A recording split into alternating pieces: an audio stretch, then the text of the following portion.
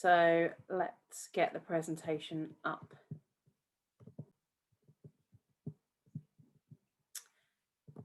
From beginning, please.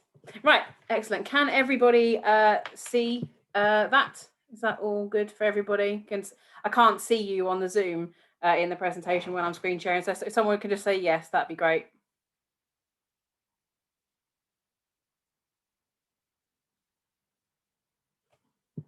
You're all still there? I'm having flashbacks to Monday.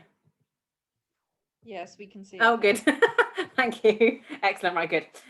Cool. So yeah, I'll just introduce myself again, and then we'll get cracking. So my name is Brittany, and I'm here on behalf of the National Apprenticeship Service, which is part of the Department for Education. And I'm here to talk to you about higher and degree apprenticeships that are available for your sixth formers, and all the resources that are available for you to access. So the idea for this programme is that it's been developed after feedback from sixth form students who have highlighted that in many schools they felt that the preparation for the application process for university through UCAS was the main focus, and those wishing to look into apprenticeships and other options weren't supported as effectively. So the government has basically announced, obviously, its plans to support young people and their careers post-COVID-19. And that does include additional funding for employers to help increase the availability of these apprenticeship vacancies across the country. So there is a lot of work going on to make sure that the opportunities are coming back. Obviously, there is a little bit of a lull at the moment, but that they are actually increasing. The more I look at them as the year progresses, I can see that more opportunities are becoming available. So that's really, really great. So in this session, we're kind of be going through how you can make best use of the sixth form tutor guides, and give you advice and guidance on the different types of support that we can offer through. So what we're going to talk about is what an apprenticeship is, talk about specifically the higher and degree apprenticeships, what the benefits of an apprenticeship are, which apprenticeships are available and in what type of sectors, and then resources that cover questions that your young people will have, like, is an apprenticeship right for me? Finding and choosing an apprenticeship, applying for apprenticeships, what happens if it doesn't work out, the money, finance and funding situation, preparing for the first day, and then obviously tracking their applications. And then right at the end, we'll look at a video from Hannah and hear her story. Oh, my mouse has stopped. Oh, I love technology, it's great. So what are apprenticeships? So basically an apprenticeship is where they've been around for ages, but they've changed so much in that time. And so I think it's really important that we kind of dispel some of the myths and misconceptions that are going around about them. So number one, obviously, is that they will earn a wage, and it can be a really, really good salary as well. It's important to acknowledge that it's the salary falls under the national minimum wage for apprentices. I had a bit of a difficulty with somebody understanding that recently. And that is currently £4.15 an hour. So that isn't the same as the national minimum wage. But that does sound low, I get it, but it does take into account the fact that the training is obviously free, and that, you know, they'll likely have no experience in that industry. But the good news is that, you know, many employers do pay considerably more than that.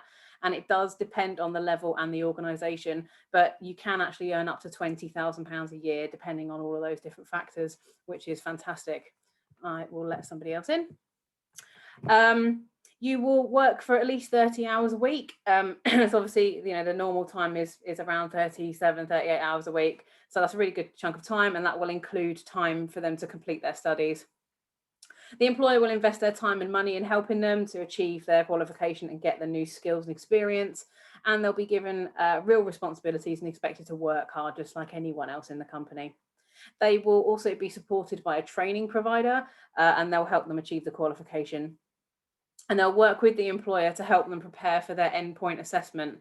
That's often referred to as EPA, and that's just the end assessment for the apprentice to make sure they can basically just do the job that they've been training for.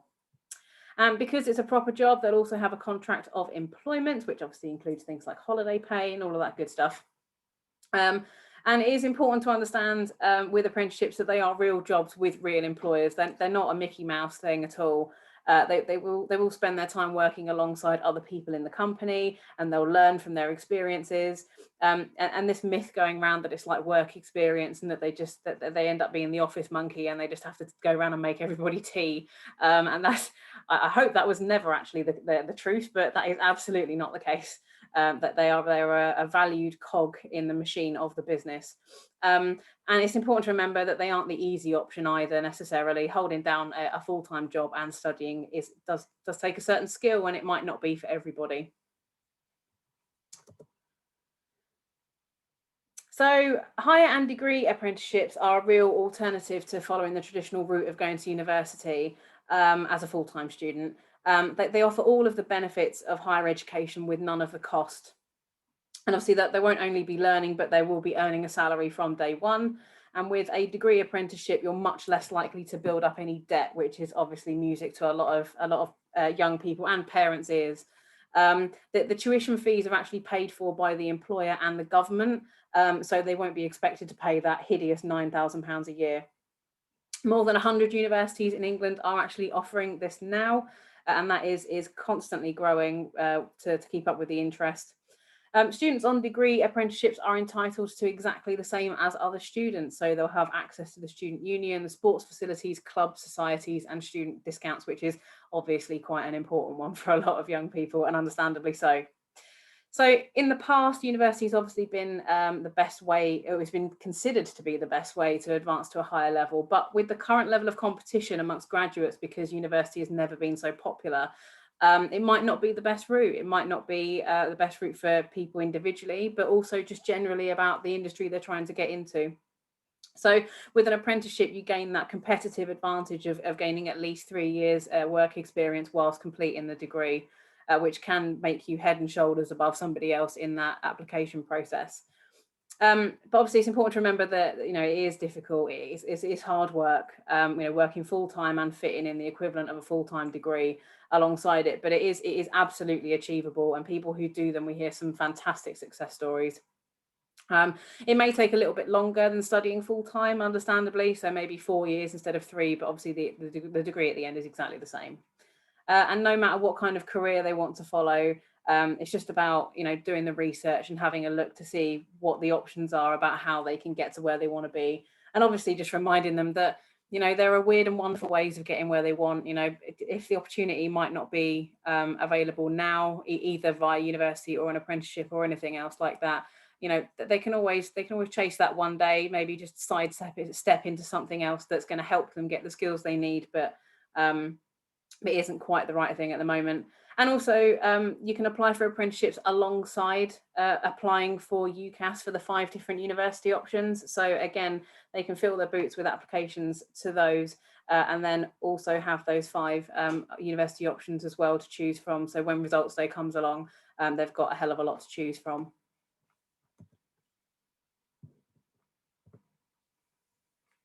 Oh, sorry, it's skipped. Let me go back.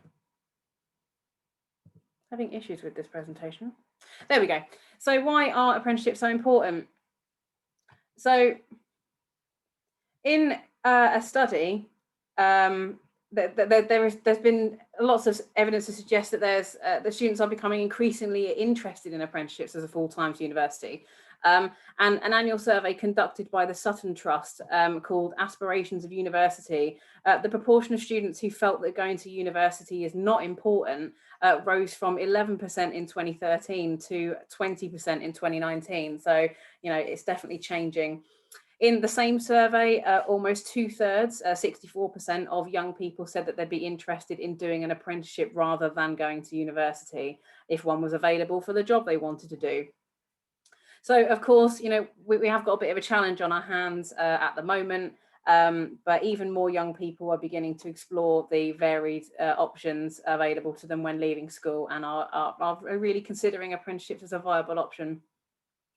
We've also seen a huge shift amongst parents, and in a survey conducted by the Chartered Management Institute in summer of 2019, it reported that 71% of those surveyed believed degree apprenticeships provide a better chance of getting a job than a traditional university degree. So that basically just means that more than half of them considered that they were actually really, really good value for money, and a fantastic viable option for young people. So it's clear that massive strides have been made in the interest from young people in wanting to progress into an apprenticeship after leaving school. But as I said previously, there is much more of an unknown route for many, and general feedback from students is of that, and also teachers and parents, that we need to provide more support about this area so that they know what's available.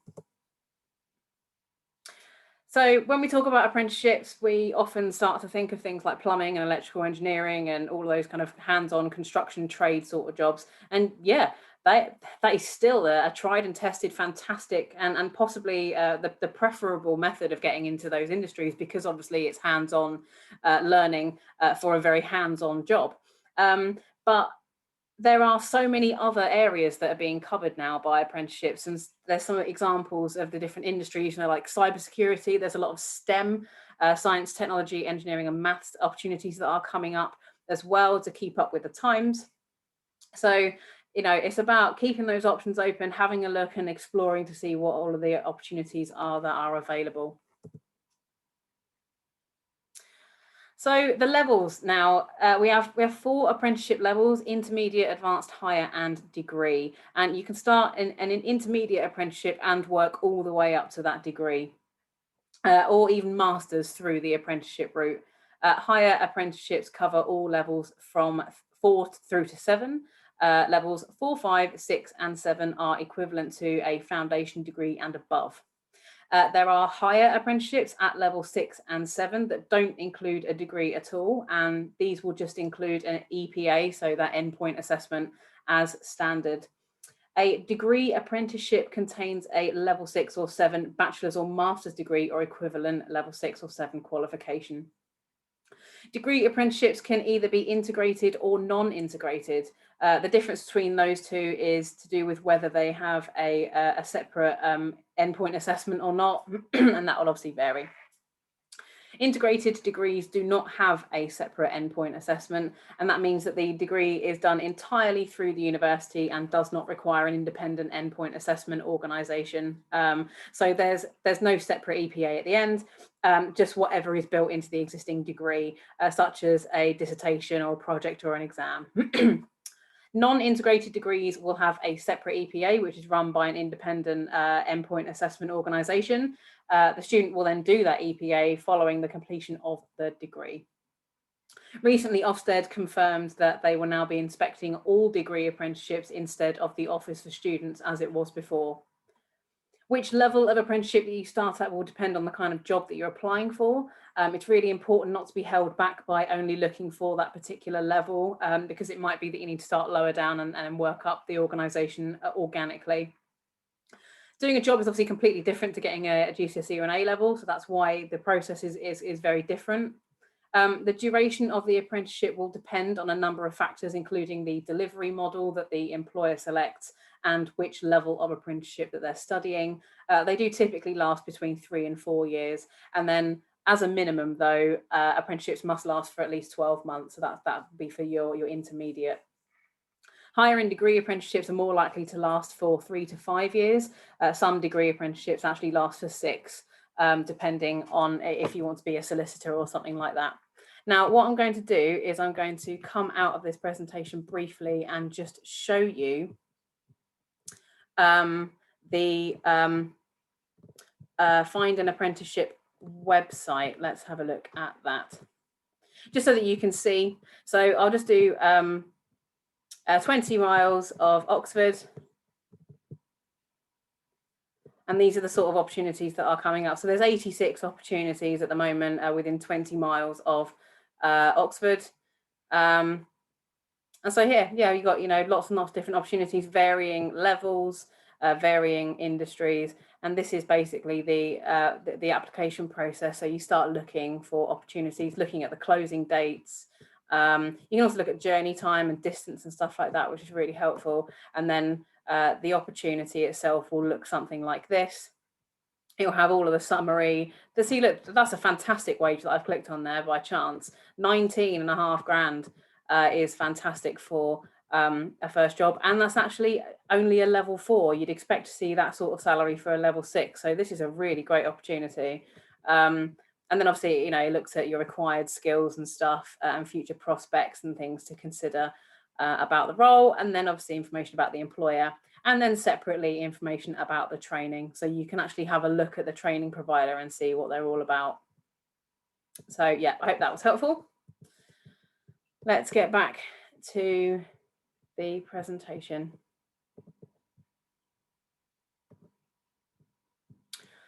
So now let's talk about the resources that are available for you guys. So to try and address this gap that's been emerging between students becoming more interested in apprenticeships, but teachers not always feeling confident in how to help or guide them, we've worked with teachers to develop a programme that aims to place apprenticeships alongside UCAS with similar preparations and timeframes mirrored in both processes.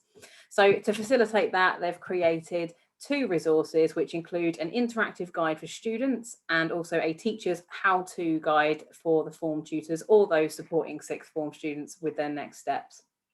These resources have been designed in collaboration with teachers to try and cater to all levels of understanding of both the staff and the students, as well as to provide a flexible programme that can work alongside existing career support and initiatives in the sixth form.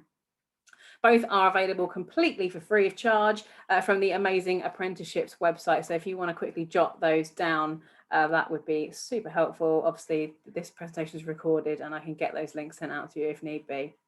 But if you head to the new teacher and careers advisor button on the homepage, you can then scroll down to the bottom and then you'll see the 2 screens that they look like a computer screen, and then you can quickly access them through that. And so the teacher guide, this is just an example of the teacher guide. So obviously it covers things like, you know, understanding apprenticeships, how to write a winning application form, you know, staying motivated, I think is another really, really big one. You know, it's about teaching young people to try and be resilient and to deal with those bounce backs that they're going to have to face potentially if they don't get the opportunity they want straight away. CV checklist and stuff, which is obviously applicable for all students across the board.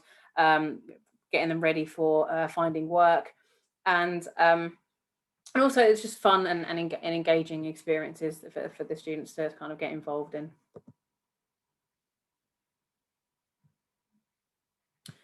Oh, there we go. The student guide. So let's just kind of go into this a little bit as well. So the sixth form student guide is a 66-page interactive document that the student can work through in dedicated sessions or timeframes that are most suitable for the school. So whether that's during you know, form times or PSHE lessons or whatever, you can kind of choose when you want to deliver it. The guide takes students through the entire journey of understanding apprenticeships, from learning what an apprenticeship is all the way through to applying and hopefully securing that apprenticeship.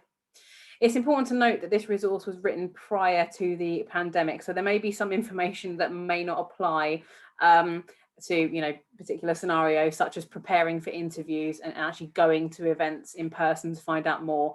But obviously, you know, initiative can be taken on those, and you know, to apply those to things like video interviews, telephone interviews, and contacting employers about events and things.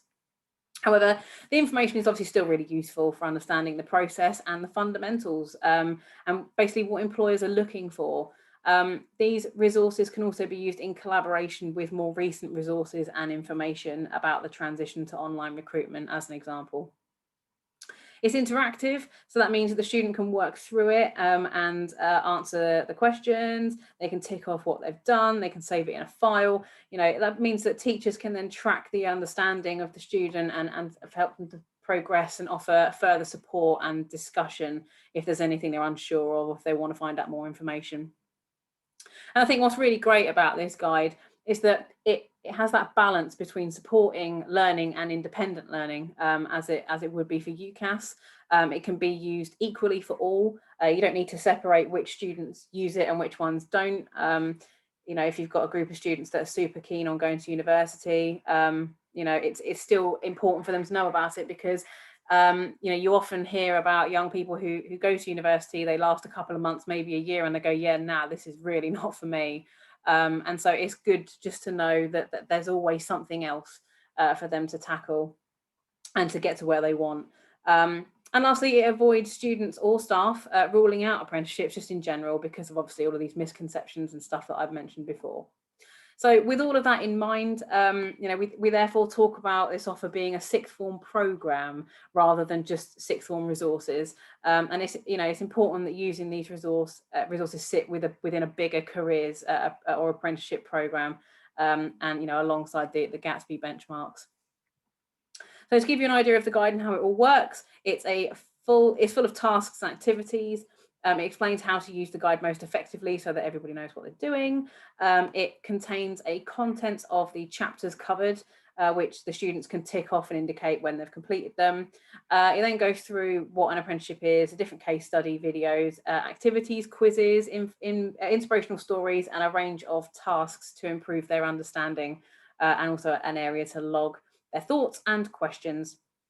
And this continues through all the following chapters. So hiring degree, what the benefits are, which apprenticeships are available, is an apprenticeship right for me, choosing an apprenticeship, finding an apprenticeship, applying for an apprenticeship, and what happens if it doesn't all work out. So this brings in some ideas around resilience and trying to, and that idea of keeping trying. It's really frustrating for adults, when you're trying to find a job, full stop. But with young people, it's really kind of helping them to not let that knocking confidence affect them if they don't get that first apprenticeship opportunity. And obviously apprenticeships can be quite competitive because they're open to all ages, including adults. So and obviously particularly in this current climate, so often students will find it hard not to be hard on themselves or feel like they're failed when really it's just life, isn't it? You always walk away scratching your head wondering why you didn't get the role, but it's loads of things, isn't it? It's not necessarily anything about you. It also tackles things like money and finance and funding. So that covers, the key questions around costs, salary and support for anyone that needs additional support. So that's all in there. So that'll cover your SEN, your SEND and all that sort of stuff. Preparing for the first day of the apprenticeship as well is in there, so that your student can make sure that they know what they're doing, make a good first impression, and then they can track their applications as well. It tells you how to do that. And that's a real benefit to students and teachers, so they can see what the students are going for and what stages they're at. With UCAS, there's one central system to see which top 5 university students have picked. With apprenticeships, they could be having an interview with one employer, an assessment with another, and have not heard anything back at all from another one. So that's why that's really, really helpful. And really, as I said, that this should take them through the whole journey and offer lots of support and the opportunity to signpost for each stage. Oh, keep forgetting my mouse is out of battery. So yeah, just a summary then. So the purpose of the guide is, just to support them, and also to support you as well as teachers. You're not expected to understand and know everything off the bat. There's a lot of things about apprenticeships, and it's built for Key Stage 5 support specifically as well, and it just goes through the whole process so that everybody knows what they're doing. And so let's have a look at the 2-year cycle. So we've worked with sixth form teachers and leaders to gain understanding of how the full-time application cycle works through the sixth form term. And we've worked together to develop a similar programme for apprenticeships that can mirror that. So you can see here in this table how the learning can be broken down over the 2 years. In year 12, much of the focus is around awareness and research, learning more about apprenticeships and what the options are. In year 13, this then shifts to the preparation for applying and the application process, as well as making those applications. And that starts from the offset in term 1, just as university applications do.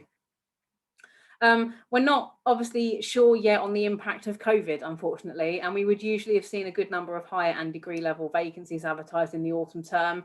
And obviously that has decreased slightly upon the last year, but many employers are still advertising, like I said before, and increasingly so. So we hope that the details of these vacancies will be available again in a central document later in the autumn term. Vacancies are always available throughout the year, which is why the research and preparation is so key in year 12, so that students are ready to apply from the beginning of year 13, and so they don't miss out on any opportunities. But not all of this can be learned just through the use of reading and working through the guide. For example, preparing for an assessment centre during recruitment.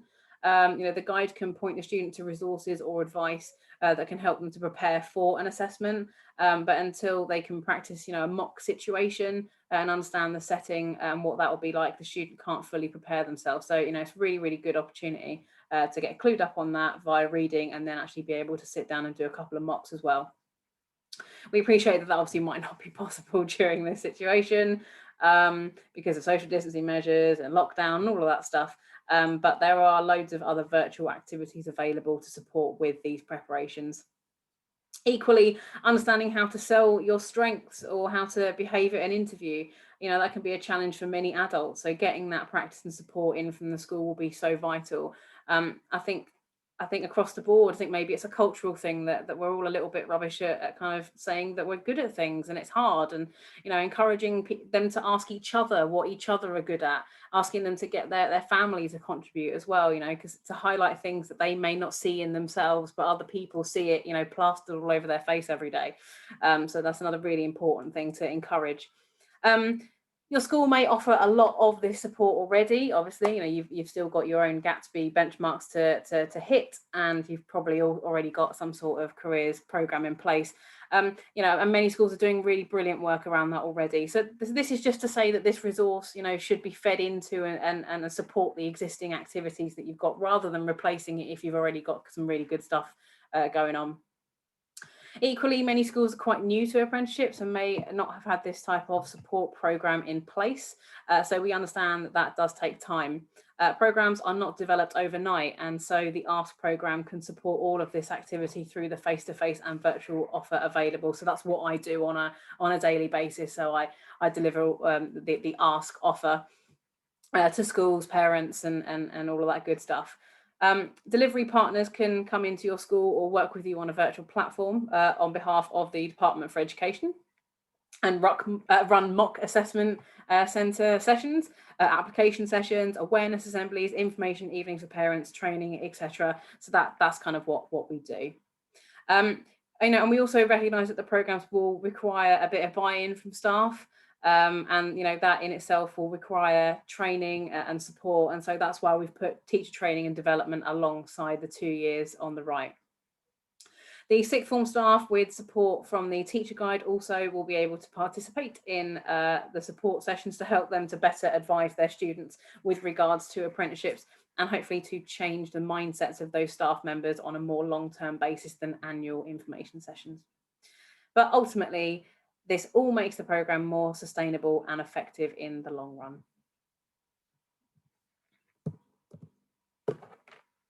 So yeah, fine. Oh, I've just gone one too far.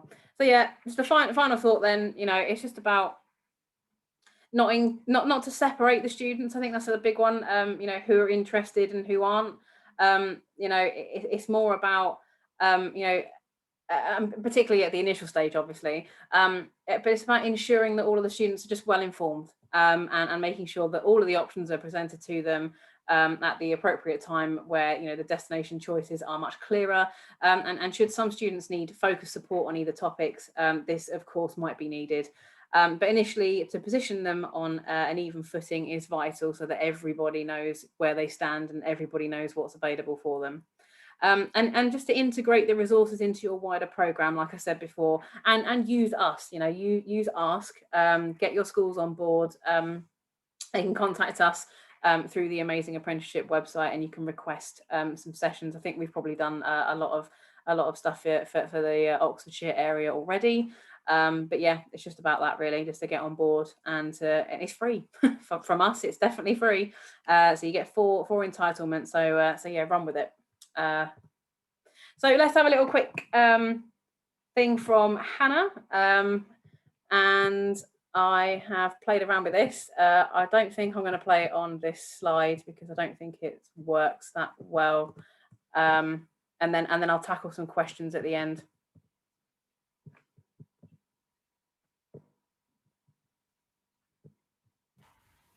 Hi, my name is Hannah and I work as an Apprentice Training Coordinator at the University of Oxford. Can everybody hear that? Can someone just say yes or no for me?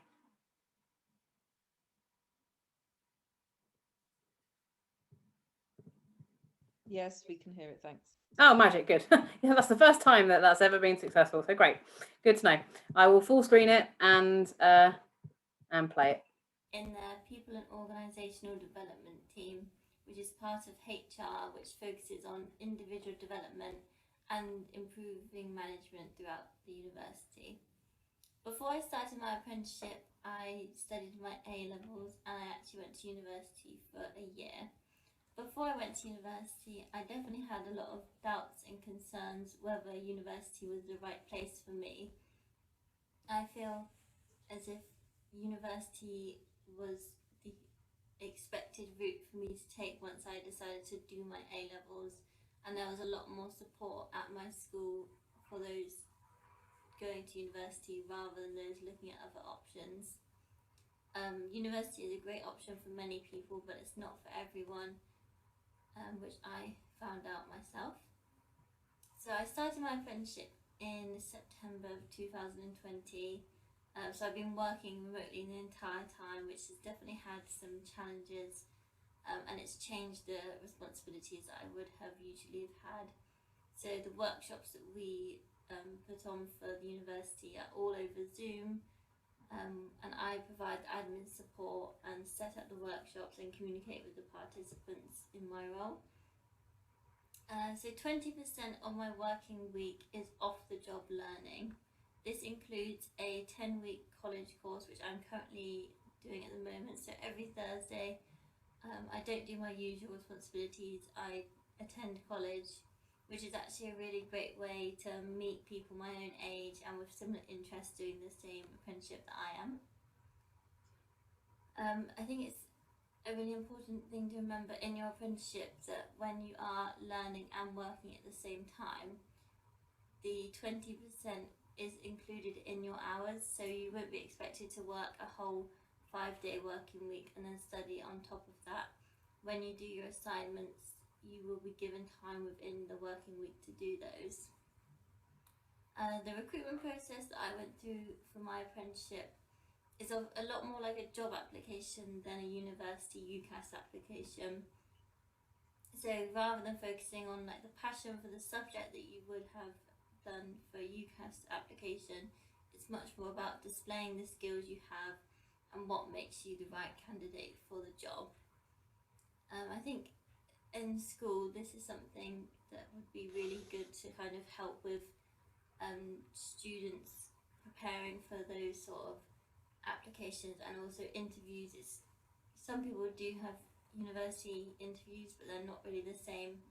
When you've got a apprenticeship, usually it'll be one place on that apprenticeship rather than hundreds of places on a university course. So the interview process for apprenticeship is a lot harder and it is a lot more competitive than university applications.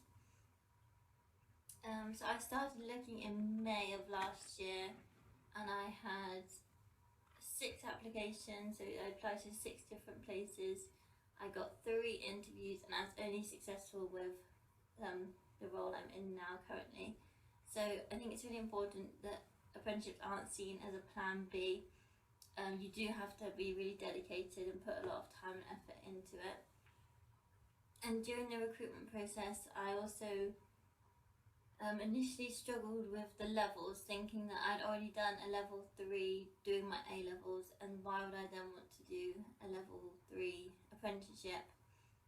Obviously there are level 4s and higher levels, which are an amazing opportunity, but they are much rarer than the level 2s or level 3 apprenticeships. And I think a level 3 or level 2 is just as beneficial. It's not just the fact that you gain a qualification, it's so much more than that, which I think is a really important thing to remember. And the reason I chose to do an apprenticeship was really the fact that I wanted to continue my education. I didn't feel ready to go into a full-time work, and after I found university was not right for me, that is something I really wanted to do. I think it's a really great way to get practical work experience whilst not expected to already know everything. So you have a job, but you're still learning, and your manager and your colleagues know that you are new to this whole environment, and they give you a lot more support than if you were just to leave sixth form and get a regular job. It gives you the opportunity to build a rapport within your organisation and build working relationships with those, and it might give you the opportunity to continue either from a level 2 to a level 3 apprenticeship, or supporting you to do more qualifications, or give you a job at the end of the apprenticeship that you're on. I also think that something I struggled with was the lack of contact that universities offer, and the structure and support that this apprenticeship and apprenticeships do offer has really helped me through lockdown and during this uncertain time. And another benefit is, of course, being paid and not having to get yourself into the student debt that you will probably have to do by going to university. But thank you very much for listening. Great. So let me come out of that and then go back into the Zoom. So yeah, has anyone got any questions? Let me look in the chat box.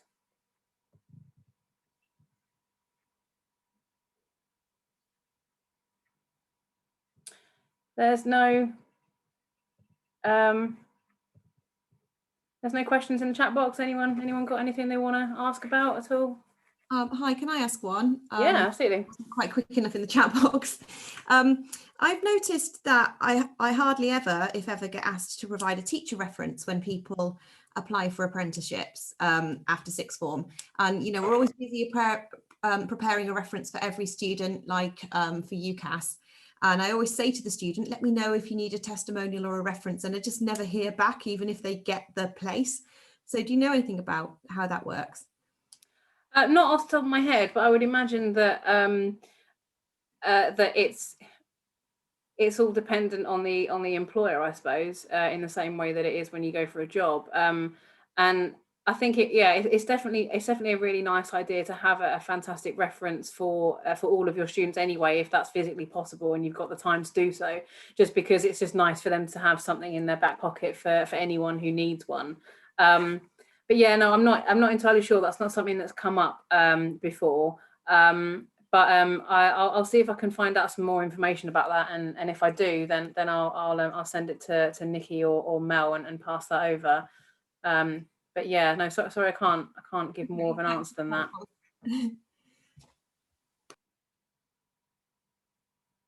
Any more?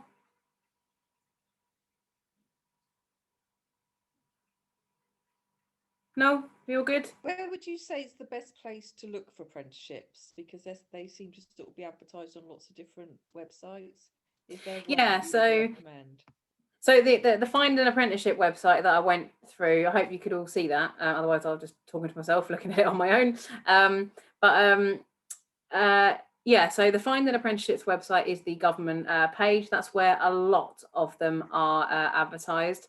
But that's not the only place. So you can also have a look on the employer website directly if there's a particular company that a young person's got in mind that they're gagging to work for. Also their social media, LinkedIn as well is an amazing resource. I would absolutely promote LinkedIn.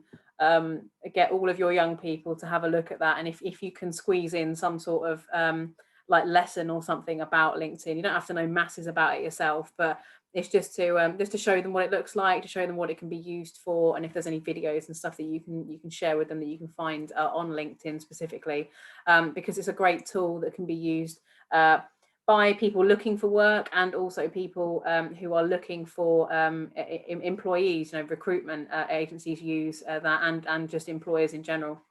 So LinkedIn's a great one, and obviously social media of individual employers, and also friends and family is also like still a tried and trusted method. So yeah, just get them to ask around as well. It's a little bit frustrating because there isn't like this one place for them in the same way that there is for UCAS and all the universities. The government page, and also similarly with traineeships as well. If you find that your young people aren't quite ready for a full apprenticeship, traineeships are something that they can look into as well. But all the information that you could possibly need to know about anything to do with T-levels, apprenticeships and traineeships can be found on that amazing apprenticeships website. I'll just stick it in the chat now. There you go. And that is just a font of all of the knowledge you could possibly need. All the resources are there. And you can also, get your young people to have a look at it. There's loads of great resources on there too. There's like quizzes and loads of videos from apprentices, who are actually doing the work as well. So yeah, if you're able to refer them or dedicate a session so they can go and have a look at that website as well, is a really, really good place to start. So yeah, and also I guess like actual job websites as well. Companies also advertise apprenticeships on there too. So yeah, unfortunately there's not just kind of one place, and that makes it more frustrating, I suppose, as well. But yeah, it's just to have a look and just Googling it as well. If someone's got an idea in mind, Googling it and having a look to see what comes up might start pointing them in some different directions as to where the vacancies are. Okay. Thank you. No worries. Yeah, we all good. So obviously it's 4 o'clock now, so I don't want to take you guys over time if you're all super busy. But yeah, if you've got any more questions, you can aim them at Mel or Nikki, or yeah, just have a look on that amazing apprenticeships website. There's loads and loads of stuff on there. And there's also a website called I think it's called Institute for Apprenticeships. That's another really good place that will give you information on the standards and things like that, so that you can make sure that these apprenticeships are really good quality. Again, that's a really good place to refer parents to as well. I think that's a big worry, isn't it, that parents have, is that, is it a good apprenticeship? And also there's a website called Employing an Apprentice. I'll put that in there too. That I found recently, this.com, and they've got like a little section on there for apprentices. There's a tab at the top of the screen, and it covers things about kind of everything. So the types of apprenticeships, reasons to start one. It goes through T-levels as well. It goes through traineeships, and it also tackles things like what happens if I want to leave. Like that's another big one that we get questions for as well. Do I have to pay everything back? What happens if I leave? Am I just going to fall off a cliff? Again, like these genuine worries of young people. So all of those questions can be answered there as well. So that's another great resource. So yeah, don't want to take too much more of your time. So if that's all good, I'll sign off and I'll stop recording. And I'll give this to Nikki and Mel so that they can give it to you guys, so you can refer back to it if you want to, and obviously to staff who weren't able to make it today. Thank you very much for coming back after the very silly technical issues we had on Monday. Really appreciate it. Okay, I'm going to stop recording now. Thank you very much. Bye.